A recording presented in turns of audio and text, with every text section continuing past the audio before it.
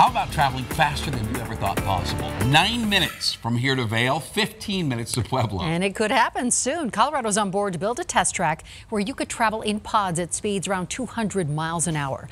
Denver 7's Lindsay Shively got an exclusive up-close look at this transportation transformation. In the middle of the desert, miles outside of Las Vegas. What happens in this tube could change how we travel. Imagine traveling between cities hundreds of miles apart in a matter of minutes instead of hours in a tube like this. But is this just a pipe dream? Virgin Hyperloop One says not only are they close to reality, they're closer to doing it than you might think. And they hope this third-of-a-mile test track is the road to the future. For a lot of people, this seems like science fiction. It does, but it's science fact because you can see it right here. Dr. Anita Sengupta leads the team in charge of making this technology come together. We've demonstrated out here in the desert in Las Vegas, which experiences very large temperature swings. Over 100 degrees during the day, can get below freezing at night. You were part of the team that helped land a rover on Mars? That's correct, yes. That's my training. I spent most of my career working at NASA. I'm used to working with vacuum chambers. I'm used to working with electromagnetic propulsion systems. Working on Hyperloop reminds her of working on spacecraft. Traveling hundreds of miles per hour through a vacuum tube in a magnetically levitating pod. That pod is designed to fit 9 to 12 people. She thinks it will remind passengers of a plane, but better.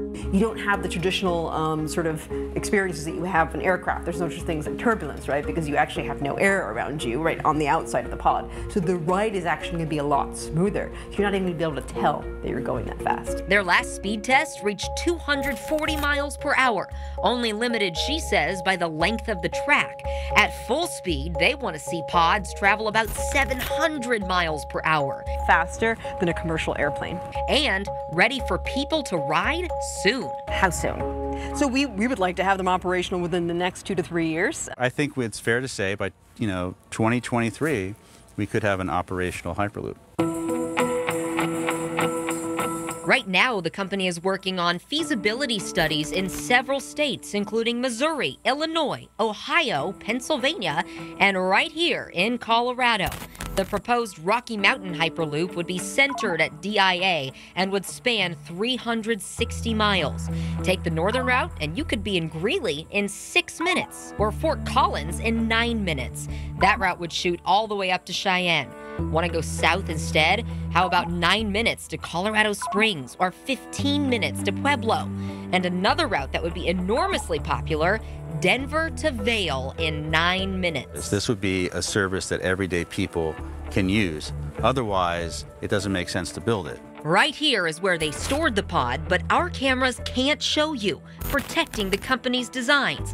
That's because the competition is on. Both Elon Musk and Hyperloop Transportation Technologies are working on their own Hyperloop plans. Is this like our generation's space race? It is in a way, and I think we haven't had a new mode of transportation in over 100 years. And big questions still need answers, like how much will this cost? And who will pay for it?